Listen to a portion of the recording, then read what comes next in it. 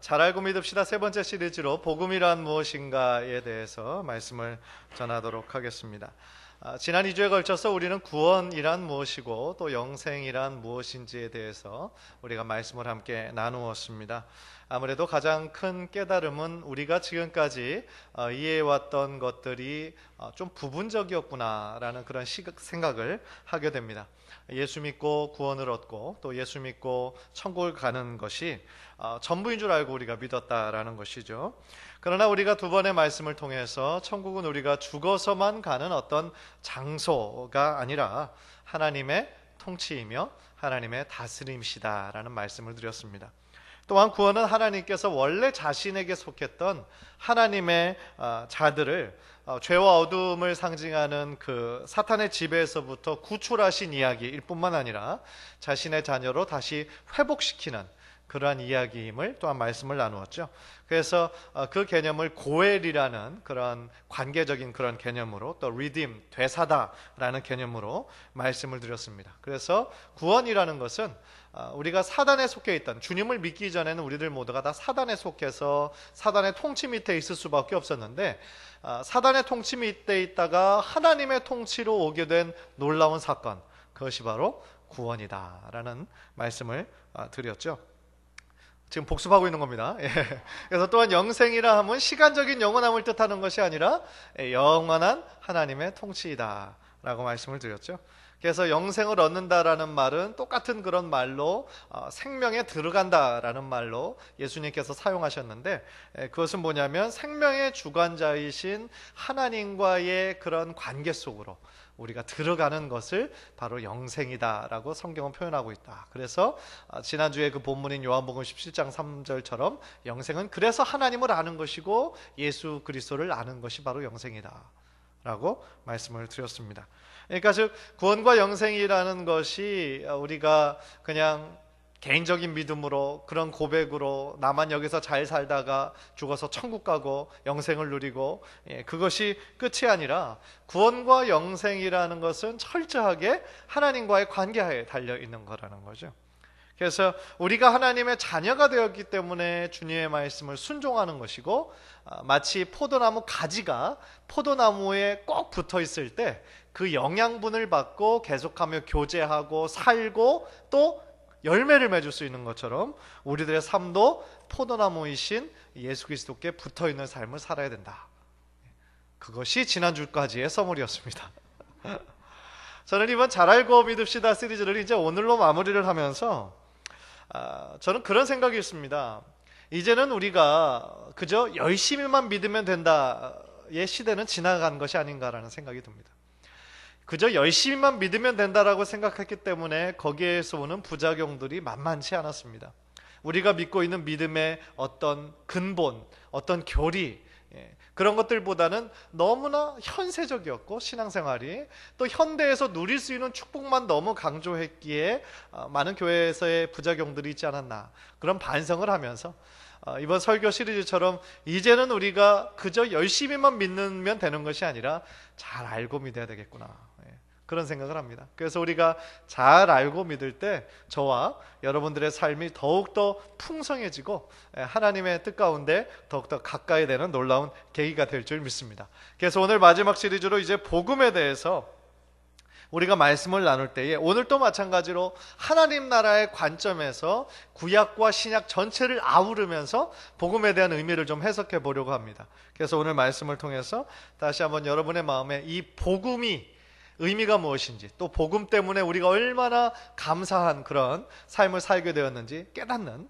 귀한 은혜가 있기를 주님의 이름으로 간절히 축원합니다.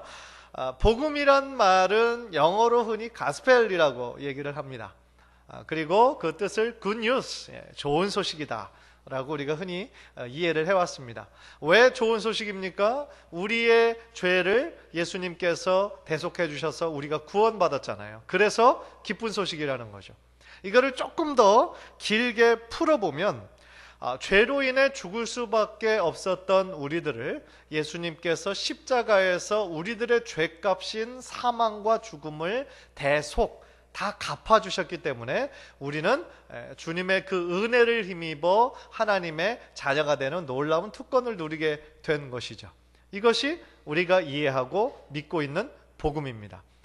틀렸다라는 얘기가 아닙니다. 절대로. 이것은 맞는 것인데, 그런데 한 가지 좀 아쉬운 점이 있다면 우리가 이해하는 이 복음의 이해에서는 하나님 나라의 개념이 빠져 있다는 거예요. 그러니까 우리가 지난 2주간에 걸쳐서 이 신구약 성경의 전체의 주제라고 할 수 있는 것이 하나님 나라, 하나님의 통치인데, 제가 방금 말씀드린 이 복음의 이해는 다분히 예수 그리스도의 십자가에만 집중되어 있는 바울적인 복음이라는 겁니다.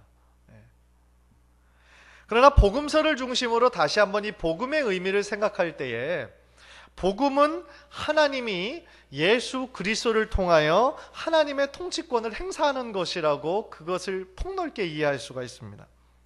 즉 예수님이 왕으로 오신 사건이라는 거죠. 왕으로 오심으로 말미암아 하나님의 나라, 하나님의 통치가 다시 이루어지는 것, 그것을 복음이라고 예수님께서는 선포하셨다는 것입니다. 그래서 우리가 오해하지 말아야 할 것은, 우리가 지금까지 해왔던 어떤 바울의 색깔이 강한 십자가와 부활만의 복음이 아니라 하나님 나라의 통치에 이 복음을 함께 결합할 때에 그것이 온전한 복음의 그림을 그릴 수 있다라는 뜻입니다. 그래서 사도 바울은 그 예수님의 십자가와 부활을 절정으로, 그것을 극대화하였기 때문에 십자가 부활을 강조했다 뿐이지, 사실은 사도 바울이 하나님의 통치를 몰라서 그 얘기를 안 한 것은 아니라는 거예요. 그래서 이 두 가지가 어떻게 연결이 되는지 좀 우리가 한번 좀 살펴봤으면 좋겠어요.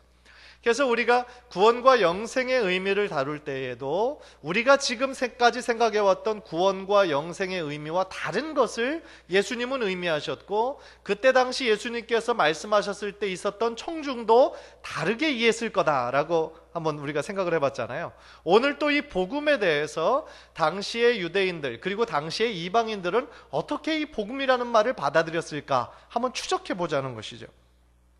그 당시 유대인들에게 보편적으로 생각하는 복음은 뭐였냐면, 바벨론이 망하고요, 이스라엘의 포로기가 종식되고 야훼 하나님이 시온으로 친히 돌아오신다라는 뜻을 가지고 있었다라고 합니다.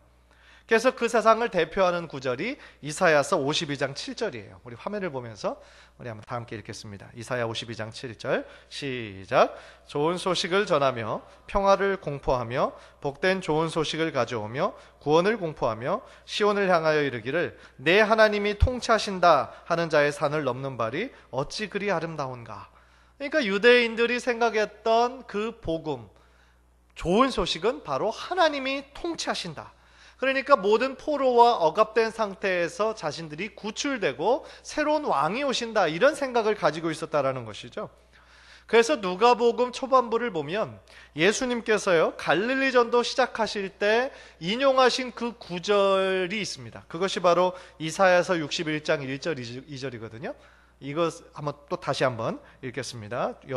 이사야 61장 시작.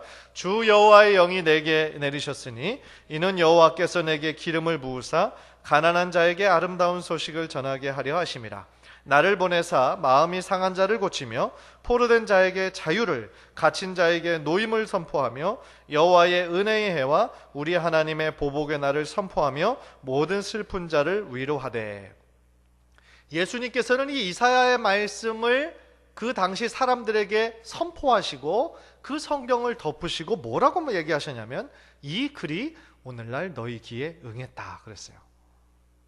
이 예언의 말씀이, 이 이사야가 분명히 예언한 이 복음이, 하나님의 통치가 지금 너희들이 보고 있는 이 자리에서 이루어졌다라고 얘기하신 거죠.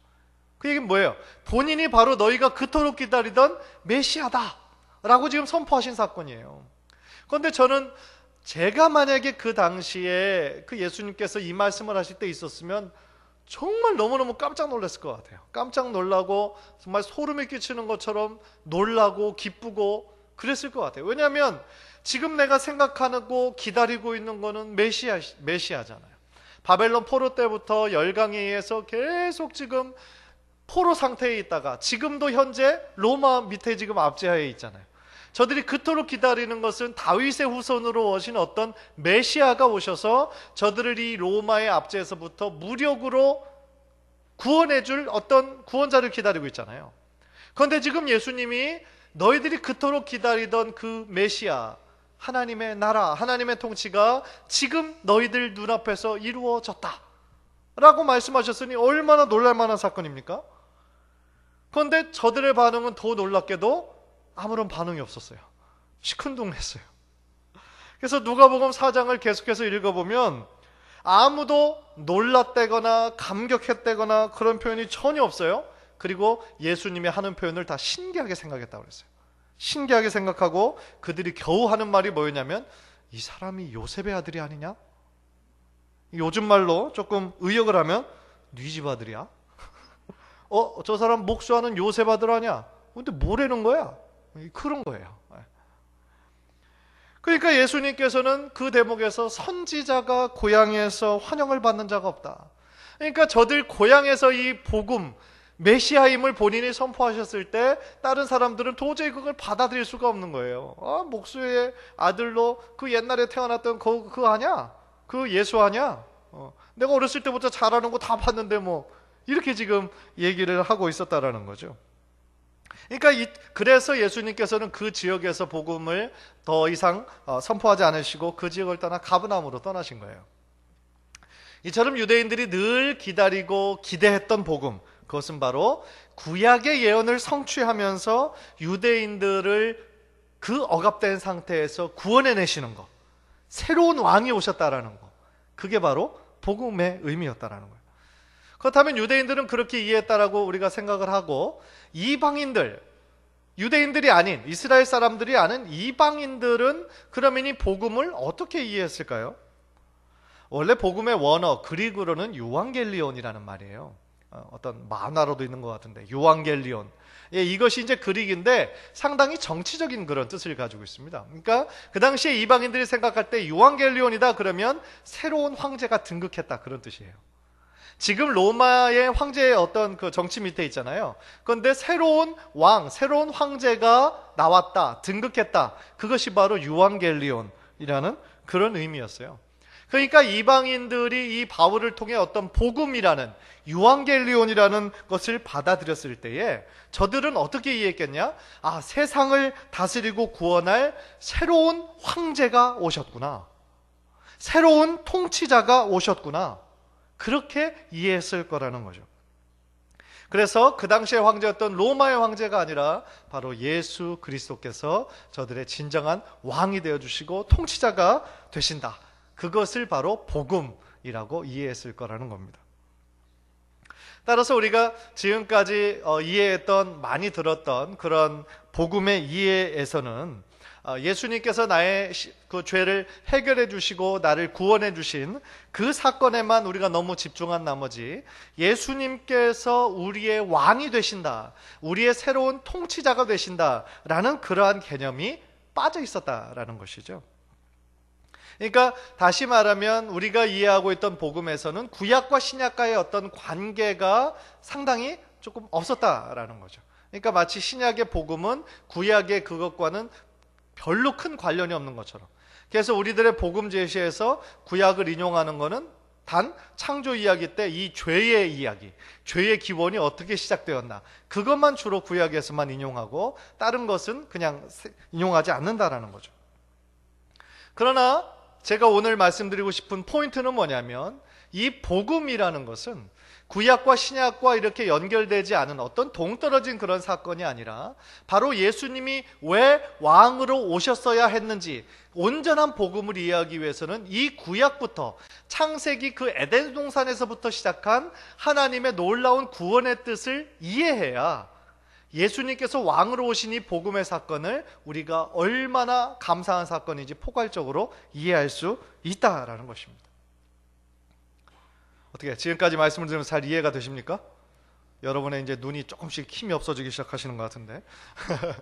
그러니까 어떻게 보면 좀 성경 공부처럼 좀 딱딱한 내용이 아닐까 좀 걱정이 되지만, 그러나 우리가 한 번쯤은 꼭 짚고 넘어가야 되겠다 싶어서 말씀을 드립니다. 그래서 딴 생각하지 마시라고 여담 한 마디 제가 드릴게요. 요즘 한국에 중동호흡기 그 증후군으로 알려진 메르스가 지금 온 나라 때문에 온 나라가 공포에 쌓였죠. 특별히 이제 메르스가 확정이 된 그런 환자들이 있던 그런 병원들의 이름을 막 다 그렇게 지금 다 알려줬습니다. 그래서 최대한 그 혼란을 좀 이렇게 잡겠다라고 하는 국가의 어떤 강한 의지가 이제 좀 늦었지만 반영이 된 거라고 할 수 있죠.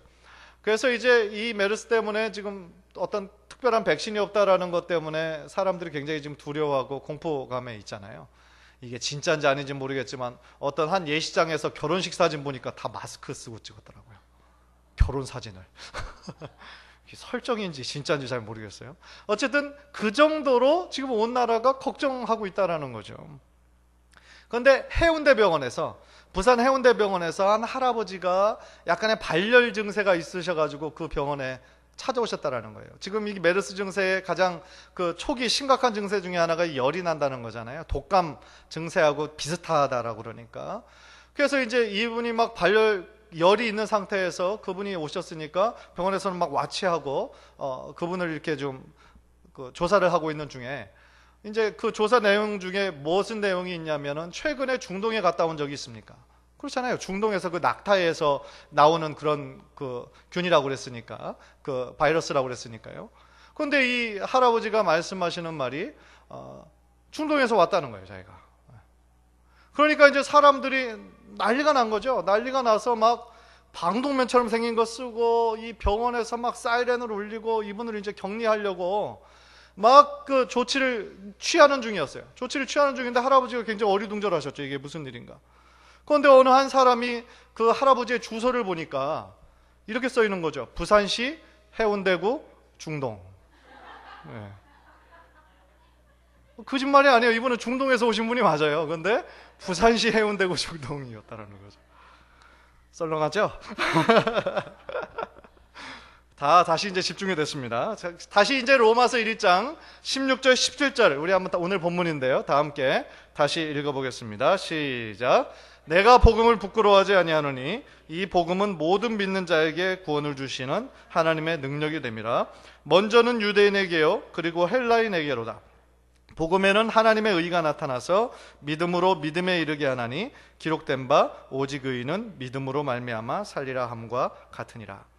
영어 성경으로 보면 계속 for로 연결되어 있어요. 그러니까 because 이런 뜻이에요. 내가 복음을 부끄러워하지 않는데 그 이유는 이 복음은 모든 믿는 자에게 구원을 주시는 하나님의 능력이기 때문이다. 왜냐하면 복음에는 하나님의 의가 나타나서 믿음으로 믿음에 이르게 하나니 기록된 바 모든 의인은 믿음으로 말미암아 살리라 함과 같으니라. 계속 for로 연결되어 있어요.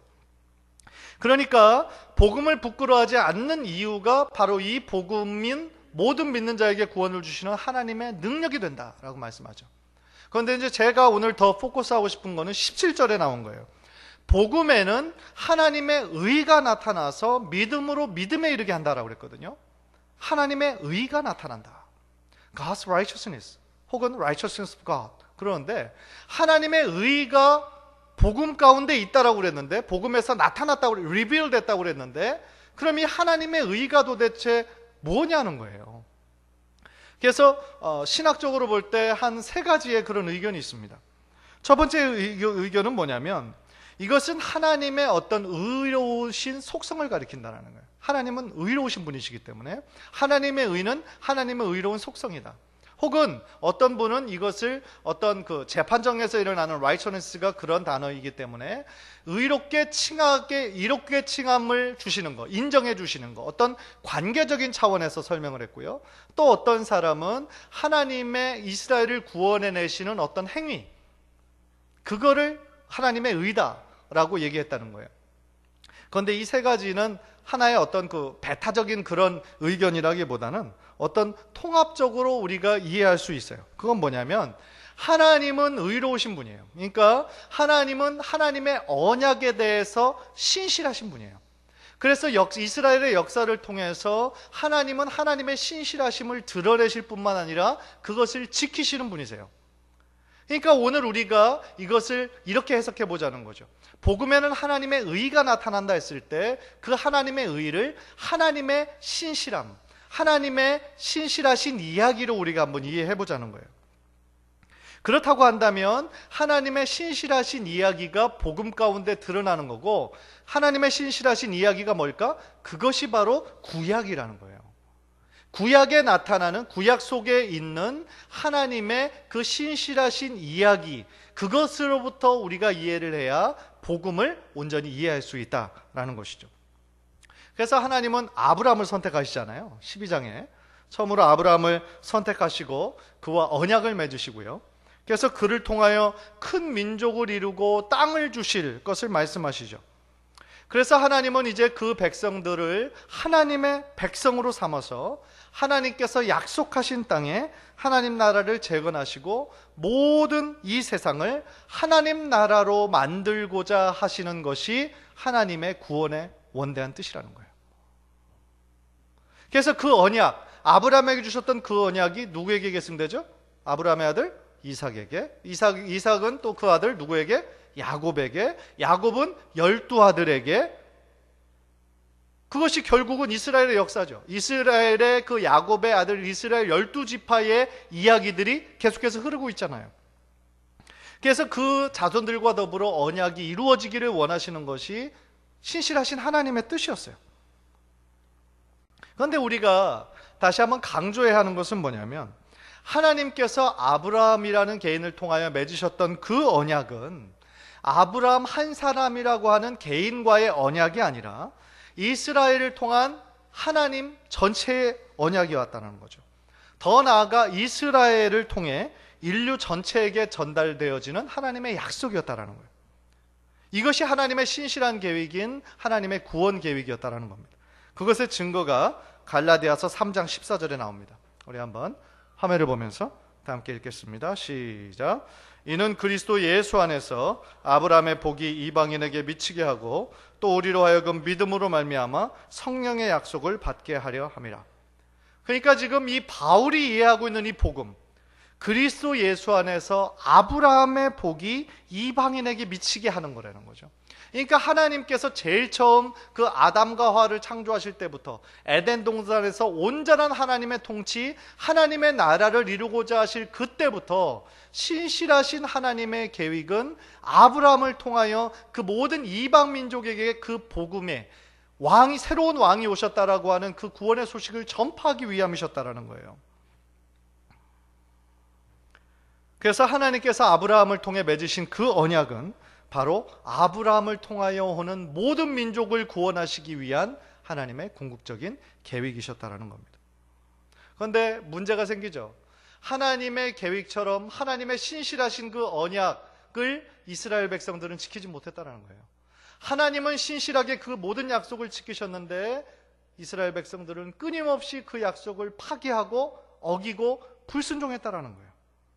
그래서 그 죄의 대가로 끊임없이 그들은 죽어야 했고 결국 궁극에는 바벨론 포로로 끌려갔어야 됐죠. 그리고 그들이 바벨론 포로 생활에서 귀환한 후에도 여전히 페르시아, 또 그릭, 헬라, 로마에 이르러까지 하나님의 통치를 잃어버리고 끊임없이 억압된 상태에서 살아야만 됐던 것이죠. 그것이 저들이 치러야 하는 죄의 값이었다는 거예요. 그래서 저들이 소망하고 있었던 것, 저들이 열렬히 바라고 있었던 것, 그것이 바로 선지자들의 메시지대로 다윗 왕조에서 후손이 메시아로 오셔서 자신이 이렇게 흩어지고 망가졌던 이스라엘의 12지파가 다시 회복되는 꿈, 그리고 그것을 오실 메시아가 이루는 꿈, 그것을 이 이스라엘 백성들, 유대인들이 기다리고 있었다는 것이죠. 그러한 꿈을 가진, 소망을 가진 가운데 드디어 메시아로 오신 분이 바로 예수 그리스도셨고, 하나님의 그 신실하신 계획에 인간은 신실하게 응답하지 못하였지만 예수님께서 친히 대속물이 되어주셔서 하나님의 그 신실하신 계획에 신실하심으로 응답하셨다라는 거예요. 무엇을 통해서? 바로 십자가의 죽음을 통해서.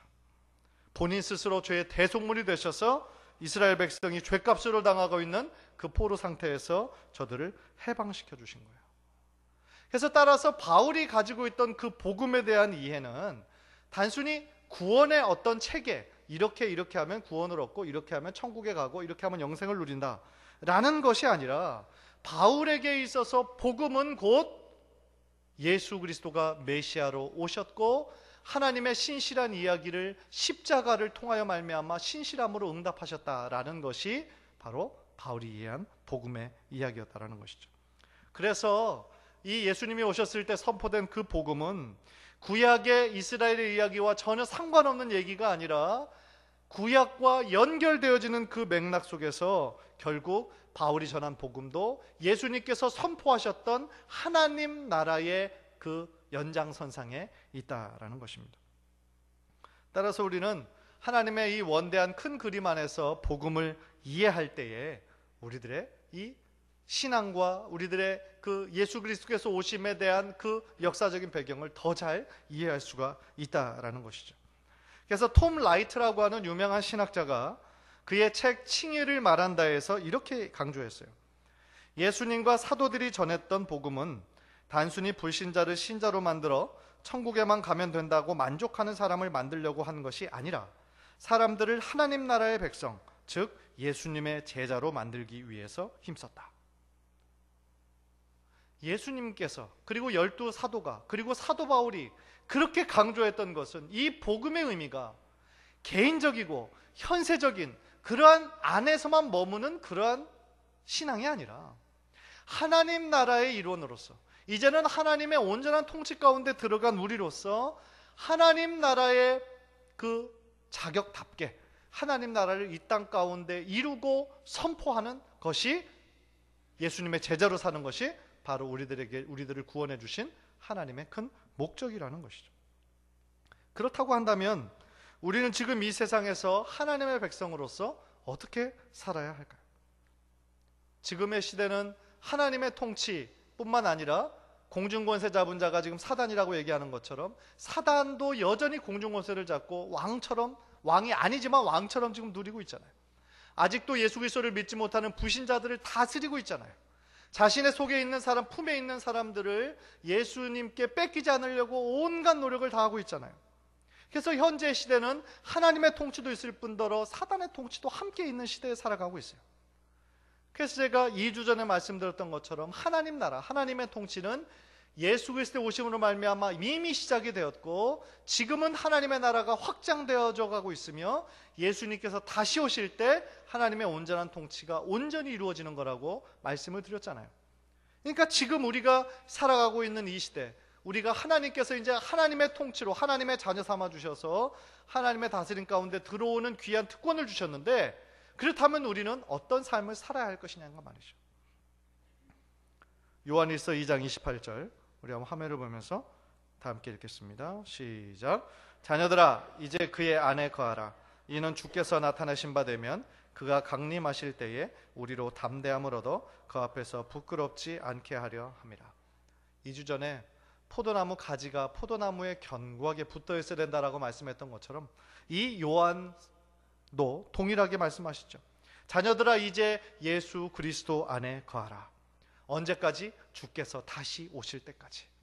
주님 안에 우리가 거하고 주님 말씀 안에 거하고 영생, 주님과의 새로운 그런 영적인 관계를 계속해서 지속하면서 주님으로부터 주님의 풍성함을 누리며 하나님의 그 통치를 우리가 온전히 다스림 바 받는 그런 삶을 우리가 살아가야 한다라고 말씀하고 계시는 거죠.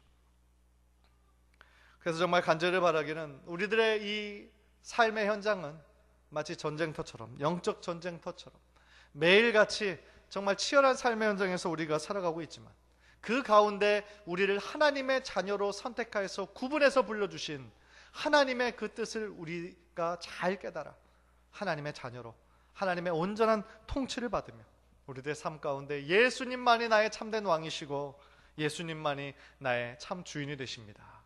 늘 고백하며 그렇게 살아가시는 우리 성도님들 모두 되시기를 주님의 이름으로 간절히 축원합니다.